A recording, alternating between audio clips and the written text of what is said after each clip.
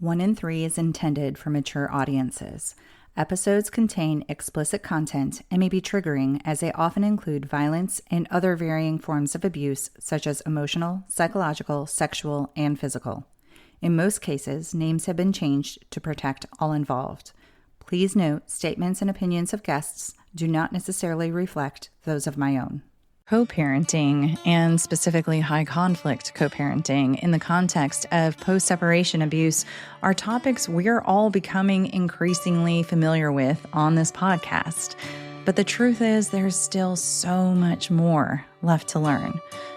Please welcome my guest joining me today, child psychologist Dr. Royster, who is here to help us dive deeper. Hi, Dr. Royster. Thank you so much for joining me today. I'm so happy to be here. Thank you. Okay, so before we dive into our conversation, could you give a bit of a background just so the listeners can get to know you? Yeah, well, so let's see. I'm in Colorado, and I'm a Wisconsin native. You and I talk about that a lot. Yeah, that's also why it's so easy to talk to both of us, I think. Yes. I have 2 kids, and we live and parent here in Colorado. We have for a long time. I'm a child psychologist. I have my own practice here in the Denver area. It's called Little House Psychology, an homage to Laura Ingalls Wilder, who started in Wisconsin as well. That's right. Little House in the Big Woods. My daughter started reading that book. Oh, yeah. Like Also, just the other when day. you go back and read them, you're a little bit like, ooh, this is problematic. Yeah. Mhm. Yeah. Yeah, there's some problems. But I loved the books when I was little. And so that's where the practice name came from. And then I do therapy almost exclusively with children. That's my specialty. That's what I've always loved doing. And I work with a lot of kids from 2 homes. And so I see those children therapeutically. And then over time, I started to realize that there's this whole group of people that, moms in particular, that really struggle to know how to support their kids in that dynamic. And as the therapist or as their psychologist, I was really limited with what I could and couldn't say, right? You really have to be very neutral. Mhm. And so out of that came my second business, which is Learn with Little House. And that is a coaching business only for moms who are moving past or still in high conflict divorce, post-separation abuse, managing having their kiddos go in and out of these really toxic dynamics.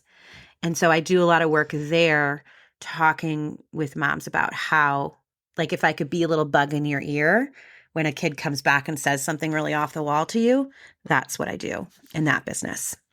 Okay, perfect. So Yeah. It's a very long introduction. No, but that's exactly what we need here. So, okay. And I was looking at your profile, and then you had a few terms that I wasn't really sure. The difference between co-parenting, parallel parenting, and nesting. Yeah. I don't know what that is. Okay, this is great. So I'm happy to talk about this. I would say that the gold standard for kids, what helps kids a lot post-divorce, is what we consider to be collaborative co-parenting. So that's kind of the gold standard. Basically, you can think of it as kids do worse when there's more conflict, right? Mm-hmm. So everybody's kind of trying to get to this really beautiful co-parenting dynamic, right? Where, you get along, you can stand by each other at the soccer game and the police don't get called. You can generally text each other. You can talk to each other. You're not super worried about your co-parent, talking shit about you or sabotaging your relationship, right? This is definitely kind of the dynamic, very business-like, is very collaborative as well, but I would say even friendly. Okay, so that's collaborative co-parenting. Anytime you hear somebody talk about that, they will tell you that took a lot of work. That took a lot of time. We still have our moments, right? Like if we could parent peacefully together, we might still be together, right? So that's kind of what people are working towards, and that's what the research tells us helps kids the most. On both, you can kind of think of that as the middle of the road. On both sides of that are parallel and nesting. Nesting is a term that we use for folks that it comes from bird nesting. Think of birds, right? Think of birds. The bird nest is the family home, and the kids stay there. And one parent flies, quote unquote, in and out of the house. So there's usually a separate house on the outside, like a small apartment or something, that the kids really never go to, but the parents transition in and out of the house. It works best when it's temporary. So in cities and places like where we live in Colorado, I assume also in Tennessee, houses are really expensive. The housing market's bananas. Even if you had the money to get a house would be hard.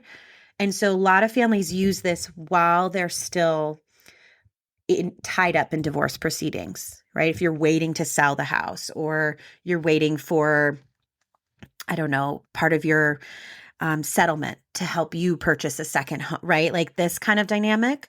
As you can imagine, that requires a very high level of cooperation, right? Because if you got salty when he wouldn't unload the dishwasher before, imagine when you're not there and you come back from your apartment and the dishwasher's dirty, right? So it requires a pretty high level of cooperation.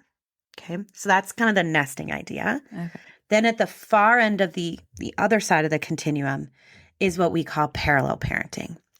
Parallel parenting is, you want to think about it a little bit like a divided highway, right? Like an interstate. You're going one direction, your partner's going the other direction. You do not cross the median, right? What happens in our house is my own rules, my own punishments. It's not like if I take away the iPad at my place, I can expect the iPad to be taken away at the other house, right? Rules are separate, routines are separate. There's very little communication across the interstate, right? And typically, parallel parenting, it's very normal for folks to do parallel parenting before they can get to collaborative. And that's because there's a lot of healing and hurt, right? So along the grief process, that's pretty normal. And then you move towards that. But we also see it in situations where there was abuse, violence, where there's post-separation abuse, where there continues to be this really high conflict, very litigious, very intense relationship. Then we often recommend parallel parenting for everyone's sake. It's better for the courts, for the legal proceedings, and it's also better for usually the co-parent's own mental health, right? There's less crossing. Mm-hmm. Well, I think, unfortunately, for probably a lot of the listeners, given this is a domestic violence podcast, yes. is that it's probably a combination of parallel parallel parenting with the abusive ex, like crossing that median and playing chicken with you. Mm-hmm. You know, this is not my quote. I didn't come up with this, but I read somewhere that it's like co-parenting, quote unquote, whatever you want to call it, is one of the only dynamics where you're expected to stay in contact with your abuser. Mm-hmm. You have to. You have children, right? Mm-hmm. And sometimes that person disappears, but often the types of folks that engage in abuse, narcissistic abuse, domestic violence, that type of abuse are really interested in power and control. And having kids in the dynamic is like, I don't know, their fuel. Like they're not interested in what's best for their kids. They're interested in power and control over you. And the way they do that is through the kids. Exactly. And that, I think, is where there's the potential for so many, I guess, mistakes that the victim parent can run into, because they're trying to advocate for their child or children. Mm-hmm. They're also trying to navigate this whole power struggle that's happening. And there's this fine line between advocating and becoming too aggressive to where the court system looks at that parent and thinks they're actually the controlling one, or they're actually the aggressive mm-hmm. person. Yes. And I think what gets really tricky too is in cases where it's it's more of a emotional or narcissistic abuse, that's very hard to prove. That's very Mm-hmm. hard to come out of, right? And so, and you know, it's not as clear as something like physical abuse, where there's a CPS report, there's an Right. injury, it's not debatable if it's happening or not. And the classic move is to say, well, she's just poisoning me against the kids, Mm-hmm. when moms are trying to talk about this kind of concern they have for their children's well-being. Right. Mhm. So what what I have what do you so do? many thoughts on I this. know. Yeah. Yeah. So It's what a do you big do? topic. It's a And scary topic. it is. It's a scary topic for sure. And I've had a few people come on and talk about this in, from different points of view. Mhm. But like what do you I don't think we can hear enough. Like what do you do? Yeah. How do you, when you're getting your kids home and you realize that what's happening, you're doing that sort of parallel parenting, but what's happening at that other house is damaging or, not creating this stable environment for the kids to Right. where they're emotionally healthy, they're adjusting well, or, Yeah. even not taking on bad destructive behavior. How Right. do you counteract, I guess? Yeah. Well, and I think this goes back to what we were talking about earlier about why it's important to understand what lane that you're in. Because if you have a collaborative dynamic, if this is somebody you even have a business-like relationship with, or you're working really hard to assume the best of your co-parent, you're going to handle those situations different, right? Because you might know your kid is being a kid and trying to play you guys off of each other. So your kid might come back and say something like, well, dad says you're really stupid with money, right? Hmm. If I'm in a collaborative dynamic, I may think to myself, or even just with my own kids, right? We're still together, we're partnered, right?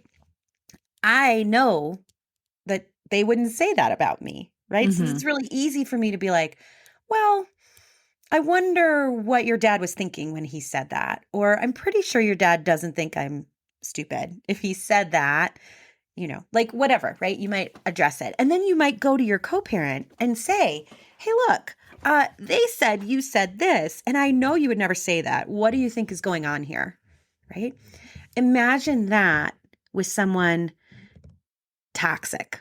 And I'm using Hmm. that term to encompass all of what this podcast kind of talks about.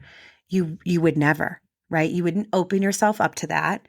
You to your child might be thinking, well, it's pretty likely they did hear that. And it's pretty likely they meant it.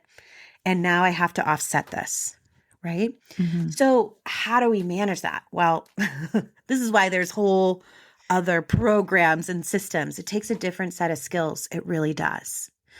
The first thing that we talk about all the time is documenting, having a very good system for how and what you're documenting. Because in these post-separation abuse dynamics, the list of what you're documenting is endless. So there's a strategy that I recommend folks work with their attorneys on around what is it we're trying to achieve? What is it I'm really trying to prove that they are consistently speaking poorly about me? Or I'm really trying to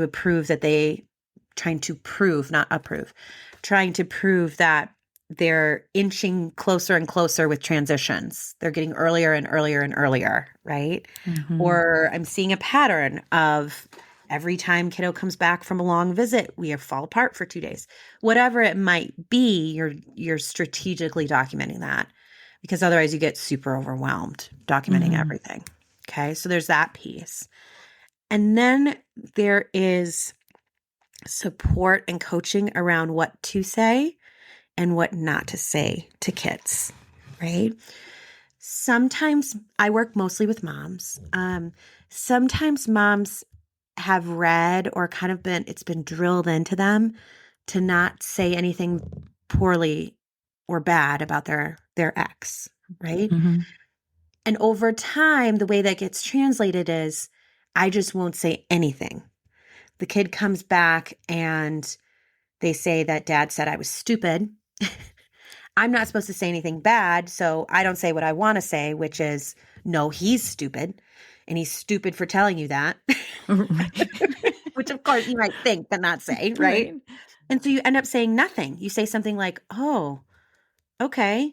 And then move on, right? Right. But when kids' mental health is at play and when it really is like turning against you, you need to go a step beyond that. And you need to say something like, I really appreciate you telling me that. What did that make you feel like when he was talking about me like that? Or, gosh, we don't call people stupid. That's kind of a hurtful thing to say to someone. Mm-hmm. You see how that's not talking badly about him at all. It isn't. I'm not saying he shouldn't be saying that to you. I'm saying, what did that feel like to hear that? And thanks for telling me. So it's that type of skill that we teach. Okay. And that's also putting it on the kid to recognize their feelings and to understand that their feelings are validated and okay to feel. Yeah, yeah. Because you also have to imagine in that dynamic, it's probably not safe for that kid to disagree with Right. that toxic person. Right. And that could be actual physical safety, but it could also be emotional safety. This is someone that will shame me or call me stupid or make my life hell if I say like, hey, I don't think mom's stupid, right? Mm-hmm. And it also speaks to your relationship with your child that they're coming back and sharing what they saw and felt, right? Yeah. So, our goal is always we want our kids to be well-adjusted and stable. Yeah. So Yeah. other than that, are there any other things that parents can do to make sure that they are helping their children develop to become emotionally secure? And Yeah. Oh, especially in these like really my diverse, goodness. chaotic environments. There's so much. I mean, there's so much you can do. We have a whole like program on this, right? Because it's many, many small things. So part of it is teaching kids how to test reality themselves, right? How to look around and sort of discern. And this takes a lot of time. Younger kids kind of just believe what their parents say, right? It's very Mm-hmm. threatening to not believe that. But if you continue to help teach them how to discern and question and observe, over time, they do start to see things for what they are, right? Mm-hmm. So if you're doing that in a non-judgmental way that doesn't put them in the middle, that really helps. The best things moms can do has to do with, and this is a way oversimplified way of thinking of it, but controlling what they can control, right? So if you want to raise kids that speak their mind and share with you and think feelings are okay, then you are really encouraging those things in your own time, in your own lane of the highway, right? Mm-hmm. And you're continuing to try to support that with the other lane, but knowing that you can't, right? Right. Right. You can't text him and be like, listen, when she starts crying, you better say, it's okay to cry. Mm-hmm.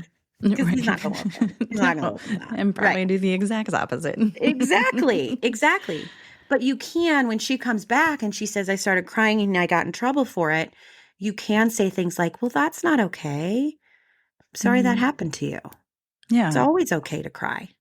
Right. Right. So you're reinforcing your values whenever you can. So I I can mean, see you thinking. I Yeah. know. And then remember I was saying it's swirly. Mhm. I have to like, Well, and it is an oversimplified way. I mean, we're trying to distill like what I teach in 6 months, right? right. Yeah. Well, okay. So let's say parents are doing all of, these techniques, techniques. Mhm. When is there any like warning signs or like red alert sign, or we don't want to get to a red alert, but any signs where you're thinking I might need to actually have my child go seek communication with somebody, not seek Of help, like course. that there's something wrong with them, but finding a third party for them to talk Yep. to. Yeah. And we'll talk about some of the difficulties with that as well. The classics. So the first sign that I always talk to moms about is trusting your intuition. There really isn't anything more powerful. You know your kid best. If you're starting to be like, wow, we are way sadder for way longer, right? Or this now feels bigger than something I can manage myself. It's becoming less of they're mildly distressed and more like we're anxious all the time, right? Or we're getting depressed. With littler kids, we see really big behaviors. A very common one is separation anxiety. That is not really developmentally appropriate. There's periods when that's pretty typical, and lengths of time that it's pretty typical, right? So you're starting a new classroom and you're 4. It's pretty normal for that to take a couple weeks for you to adjust. But if we're now 3 months in and they're still pulling your screaming child off of you and they're saying, gosh, it takes her an hour to calm down, we're edging out of what I would consider pretty typical behavior, right? Mm-hmm. So you're watching for those outliers, right? Behaviors that are either more intense than they were or more frequent than they were, right? So maybe occasionally we had a hard time with transitions. That feels pretty typical. Now it's every time. Now it's even a transition from, I don't know, like inside to outside. We're going to go play inside, and that transition now melts us down. Okay. Mm-hmm. That's the kind of stuff you're watching for. The other big thing with kids is regressions. So it's just a fancy way of saying we had a skill and now we don't. So we were talking, now we're not. We were totally potty trained, now we're having accidents every night. I don't know. Well, I guess physical regressions, like we could ride a bike or we could walk and now we can't. That probably is more like a physical therapy kind of thing. But you're looking at like we used to be able to cope with things pretty well, and now we're really struggling. That's when you want to bring someone in. Mm-hmm. Mm-hmm. Yeah. And what does one look for when they're looking for somebody for their kids to talk to? Yeah. So here's the thing. Here's the thing. Let me tell you. You want somebody that is willing and has experience with divorce, and in particular with high conflict divorce. Those kinds of folks can be a little like unicorns. They're very hard to find. Speaking as a mental health professional, it's very, very litigious and very, very stressful to be involved in a case like that. And for those reasons, many mental health professionals will say no. Okay. It's very hard to find a therapist for your child in these situations. And that's even if you can get your co-parent to agree to it, which lots of times that's a whole other court involvement. So it can be really tricky. You do want someone with experience because you need them to know when someone is putting on a show for them, when a parent is trying to manipulate a child or gaslight a child. You need them to be able to see that, okay? And to not be easily influenced by the competing narratives. Speaking as someone who does this work, it is very hard to stay neutral and requires a lot of consultation and support from the mental health professional. And it's really tricky to find those folks. So that's what you're looking for. Mm-hmm. It's hard to find.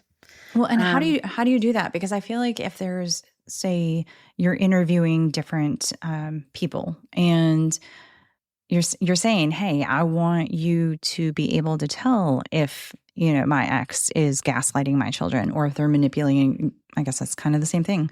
But, how do you know if they're going, oh, yeah, I know how to do that. Is there anything to really understand if they truly know what they're they're talking Well, about. and their ability to disclose that information, right? Right. So the things you want to listen for is experience, right? So you want to ask, like, have you worked with cases like this before? What are your standard protocols? Like, how do you manage communicating with both of us? How do you manage, even just down to the intake process, right? Hmm. If a therapist doesn't have both parents sign consents, that's concerning, right? Hmm. If they're requesting that you do an intake together and you're like, well, look, that's not the kind of things we do. You might have to pay extra for that and not be well within, you're using someone's time, but you want someone that is like, well, how comfortable are you guys? Like, do you want to do it together or do you want to do it separate? Right. Um, so you're looking for experience, you're looking for their processes that are already in place, and then you're listening for strong boundaries.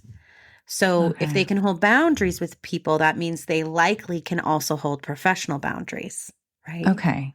And so oftentimes, like when I take a case like this, I will tell families, like, listen, I can't make custody recommendations in the role of a psychologist for your child. That's not my role. So don't be playing that game with me, Hmm. basically, is how I say it. You don't need to convince me that she should never see her mom or she should never see her dad because it's not appropriate for me to say that. My job is to help her go back and forth between your two homes, not Hmm. to judge your two homes, right? Right. There are other psychologists that do that. Like that is their job. That is Right. not my job. So you Right. want to hear things like that so you can be like, okay, if a child senses that in therapy, they're being pulled to say something, they're being pulled to say Hmm. who they like more, who they want to live with, you've destroyed the therapeutic relationship. It's no longer a safe place, Hmm. right? How abuse works, how narcissistic abuse works, how children in these stressful environments get get kind of move through it, maybe that's the way to say it, is they do have their loyalties bounce, right? They still love someone that has hurt them. That's very common for Hmm. children. You need someone that understands that, right? So, They need to have a strong trauma background as well. As I'm yeah. talking, I'm thinking about that too. Yeah, Hmm. yeah. And I think with all the players in that whole process, attorneys, everybody, you want somebody that is trauma informed, that is going to really understand the situation you're in. I have, I'm totally going to put you on the spot here. I'm ready. I'm ready. Sorry. So I We can have cut it out if it's terrible. So that's true. That is true. If you hear a little pause here and it goes to something else, it's because I answered poorly. or you might have said like, I am not answering that Yeah. question. Yeah. So I have a friend whose children were court mandated to go to a therapist, and sometimes I think the courts potentially will give an option. A lot of times these parents are going into the situation and they don't know who to look for or what to look for, and they're given a name by the court. Hey, this is somebody that we've used a Yeah, lot, the and they attorneys know, which a yes, lot of and times those are good referrals because the attorney knows like this person is great. Right. yes. Hmm. I feel like this case probably was not, because I feel like this specific therapist was unfortunately manipulated by the abusive parent, Hmm. and decisions that have been made since have directly impacted the kids. So, what do you do in a situation like that where you can visibly see this is a very negative effect on my children? I mean, this got to a very big extreme that I can give you details later. I don't want to give Yeah, yeah, them yeah, yeah. publicly Yes. because I think it would be able Yeah, it's you'd be able to private. narrow it down to who it is. But what do you do if you're in a situation where it is a court mandated therapist, and you are seeing that this interaction is very, very unhealthy for your children? Are there any actions, like can you petition for a second opinion, or how does that work? Yeah, so I think there's a couple things to think about here. I think the first is that you do want to check yourself, right? So it's really easy for folks in these cases to be like, well, that psychologist was a quack, or, like this person's just clearly unethical because you don't agree with what they said, right? So you do want to run it through that filter first, right? Is it just Right. like, I don't like this. I don't like what they're saying. It doesn't sound like that was the case here, but that is always a good thing to think about and to process with your own therapist too, of like, am I just getting triggered by my own trauma and my fears around what's going to happen to my kids is seeping into this? And yet there's a subjective person telling me like, no, that isn't happening. Right. So that's important to differentiate. In a situation like this, this is kind of a half answer, and I'm sorry. Okay. But Hey, the truth I was is, expecting no answer. yeah, no, the truth is this is an attorney question. This is something to ask your Oh, attorney that's a good point. Yeah. to really, and you may even just say and have your documentation in line. These are my concerns. This is my concern with what the therapist is saying. This is where it doesn't match up for me. Are there ways we can petition to have an evaluator come in or to have another therapist put on the case that we both agree with? I would also say that the way informed consent works is that, at least here in Colorado, if a parent, we call it pulling consent, but you sign all the forms, you do informed consent. If one parent in a case where I have two parents, if one parent says no, I stop treatment. Okay. I mean, legally, that's your right. That's what informed consent is as the consenting adult. And so if it's starting to go, you can always, and you can do this very respectfully. This person could just say like, listen, I have concerns. I want to just put a pin in this for a minute.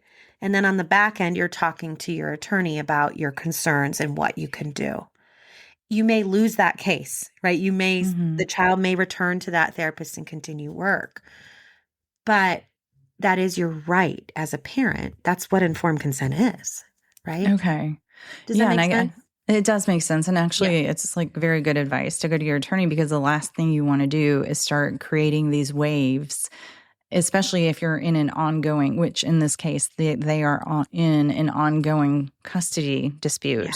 So you don't want to piss off anybody that is potentially making decisions for you. Right. And you also courts do not look kindly on parents in these really litigious, high conflict situations standing in the way of therapy. Right. Because courts are rightfully so worried about how the kid is doing. They're like, oh my God, these parents, right? Like, how's this poor kid handling it? Or they know the kid's struggling. Right. And so to be the parent that's like, I'm going to pause therapy, it's not a good look, right? Okay. It's not a good look unless you really have, you need to have good reason for that, and definitely be speaking to your attorney before you do something like that. Okay. But yeah, just because a court orders therapy does not mean, usually, sometimes it does, but you can have court mandated therapy. In this case, it sounds like the judge was saying, this kid needs therapy. Let's get him in something. Yeah. Yeah. I think that's how it making started. That happen. Yeah. I think that's how it started. And I don't know if they said it has to be this therapist. Exactly. We don't know that part of the. Right. It is often the case that both parents will submit a couple names, and it's sort of like pick from one of these three, because they're keeping in mind that, a therapist might be full, the hours might not work, the location might not work, and the likelihood that these parents are going to agree on one person is low. So they usually give a couple options, but you don't know. Okay. We don't know with this case. And then, okay, so less heavy question. Yeah. So if you have multiple children, do you recommend, if they are to go see a therapist, psychologist, do you think they go together, or should it be individualized, or do you just cater to the situation and the kids? Oh, that's a great question. And like all great psychologists, I will respond with, it depends. I love it. The classic response. Yes, it depends. I generally opt for different therapists. And I think that is because They're different people, different experiences. Sometimes with a sibling set that is really tight or really close, or maybe I have an older child that's really parentified and supporting the younger one, or a younger child that wouldn't engage in therapy unless the older sibling was there, then we might get creative. But typically, a lot of times I like them to see therapists in the same practice, or sometimes even the same therapist, if ethically they can do that, because they know the family. And so there's less opportunities to be swayed. Yeah. Okay. Yeah. Okay. It's a tricky thing. I mean, this is part of why I have the coaching program, is because I was getting a lot of parents calling me asking for therapy for their kids, because not always necessarily that they knew, kid was showing anxiety or some other big issue. But because they were like, we're in a high conflict situation, as much as I hate it, we are, and I can't find anybody to take them, and I can't, and my ex won't agree. So how do I help my kid if I can't get them in therapy? Yeah. And so that's where the coaching piece comes in, is because then I can be like, say this, do this, respond this way, Yeah. So let's talk more about your coaching. Like how does it work? How do they get in touch with you? What happens once they do get in touch with you? Yeah. Yeah. So Learn with Little House is a whole thing right now. We have a podcast, we have a masterclass people can take anytime. And then I also do like special topic masterclasses once a month. That typically is how people find me and sort of get a taste of how I talk and how I swear and what I talk about and that kind of thing. You are from Wisconsin after all. I sure am, girl. I sure am. You can't really take it out of me as much as we try. I don't know that I would want that, but still. So they come in that way. And then there's a couple ways people can work and learn the skills. So we have some lower price point products, where like a high conflict communication boot camp. I'm working on like a tech bundle for FaceTime calls and all that business. There's a gaslighting class. So people can take things like that, which are more like passive. You watch the class, you get a workbook, you work through things. And then all the way up to our signature program, which is the Kids First co-parenting system.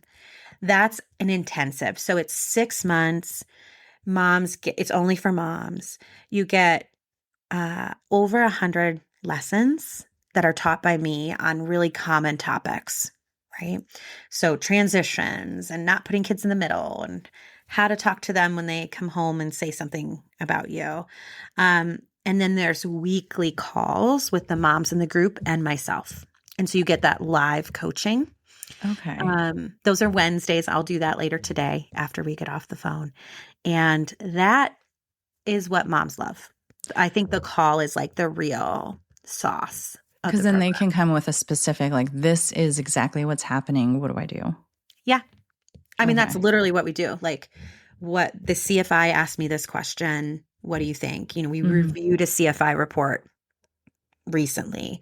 We've also talked about, like, how do I manage when FaceTime calls are being recorded, or these texts are coming through our family wizard and, like, I don't know what to do with it, talking parents, and all the way down to, like, the lovey that won't come back from dad's house. And what do we do about that? So we talk about kind of everything, anything people need, I guess. And a huge age span too, it sounds like, right? Yeah. Yeah. So my specialty is young children. That's what I work with clinically most often. I am finding that there's a whole lot of concerns and problems with young kids post-divorce separation. And then it sort of ramps up again when they get to be teenagers and they start to get very independent and feisty. Well, I think at that it's because, well, I don't know exactly why, but I think part of it is because, the kids start to get old enough to where they can start recognizing what's going on. And they may not say it out loud, but just little comments here and there, you're thinking, oh, he or she gets it. But then when they get that teenage, I have a brand new teenager. He just turned 13. They get it. They get it. Yeah. But then they also have that teenage, I know everything already. Mhm. So yeah, Or that way I get to can see. know all the adult details. And you're like, no, you don't. You're Yes. 13. Yes. You Oh my still don't get to know. gosh. Oh gosh, he loves like Halloween and scary stuff. So he's already asking, can I download these podcasts? And I'm like, no. No. Well, I'm No, you 13. cannot. I'm 13. I can't. I'm like, no, you cannot. Yeah. But yeah. That's literally like tomorrow I'm doing a masterclass on tech device and like tech usage and just how you handle when like then he goes to your co-parents' house and they say, sure, download them. Right. Yeah. Right. Let's watch them together. Don't tell your mom. I know. I love that. I mean, this is my world. This is the stuff that then in this scenario, you would be like, what do I say to that? Well, how do I handle that? Right. I mean, That's what I do. when you're together and it's like, don't tell your mom, or if it's, grandparent, like, don't tell your mom I gave you all this candy, those are harmless situations, but yeah, it's a bit different when you get into the high conflict. Ooh, I had a question and it popped right out of my head. It's okay. We're never short on things to talk about. No, I know. Oh, do you have like a schedule? Like if people want to look at and say like, oh, that's a master class I want to take. That's a good question. The best way to be in touch is I'm very active on Instagram, a little less active, but still active on Facebook. And then my website, learnwithlittlhouse.com. I update it all the time with kind of what's coming on. And after folks enroll or opt into something, then you're on my email list. And I send stuff out every week. Like, this is what's coming up. And the other thing is I really love to hear from the community. So often my podcast or the classes are directly from the women in my Facebook group, or the women in the program are like, we're really struggling with this. And I'm like, okay, I'll do that. I'll do a masterclass on that, or I'll do an episode on that. Okay. To try to make it as useful as I can for the folks that are using it, Right. Mm-hmm. So what are the handles? I'll include all those in the show notes too, but yeah, it's Learn with Little House. That's everything. That's the website. All the way across. Facebook, YouTube. And then the podcast is called the Kids First Co-Parenting Podcast. Okay. Yeah. Okay. And I'll have all those links. So thank you. Thanks for sharing those. I appreciate it. Well, I appreciate you coming on and sharing all of this wisdom. This was such a deep conversation. I know. Sorry. I love it. I'm like so into it. Usually it's like, how do we protect kids through the divorce, which is so important. But my moms, and I think the people listening to your podcast it's more intense than that. It is. It's very, very intense. Mm-hmm. Do you think, is there anything we missed? I think we covered a lot. You and I could talk for hours. I know. Truly. I know. Seriously. Truly. But so yeah, I think there's probably a lot we missed, but nothing that we need to include right now. Okay. So wrapping up. I think every voice has strength. So is there a specific strength or message that you would love for listeners to, like, the lasting message for them to be left with? Yeah. I really believe that it takes one person, right? We know kids who are horribly abused, horribly neglected, really, really awful situations. And it takes one person to really see you and value you, to build resiliency, right? And for them to be okay. And so I really want moms in these tough dynamics to know that, like, don't underestimate the power you have as your child's mother, but also just as that calm, steady, like attuned person that is saying, I may not be able to change all this crazy around you, but I can look you in the eyes and I can hold you emotionally and physically, right? And we're going to be okay. We're going to figure it out, right? I love that. I think so many people probably needed to hear that. Yes. You can just picture me whispering it in your ear all the time. Yes, on repeat. You're going to be okay. You're going to be okay. Okay, well, Dr. Royster, thank you so much. Thank you for having me. This is delightful. It was. I'm going to have you on Kids First very soon. Yes, I am excited. I will definitely do that. Yeah, I'm going to schedule you like right after this. Okay. All right, my friend. We'll talk soon. Okay, yes, absolutely. All right, take care. Thank you again, Dr. Royster, for joining me today, and thank you, Warriors, for listening. I've included the links Dr. Royster was referring to, as well as her 1 in 3 profile in the show notes. I will be back next week with another episode for you. Until then, stay strong, and wherever you are in your journey, always remember, you are not alone. Find more information, register as a guest, or leave a review by going to the website 1in3podcast.com. That's the number 1, IN, the number 3, podcast.com. Follow 1 in 3 on Instagram, Facebook, and Twitter at 1 in 3 podcast. To help me out, please remember to rate, review, and subscribe. 1 in 3 is a .5 Pinoy production. Music written and performed by Tim Crow.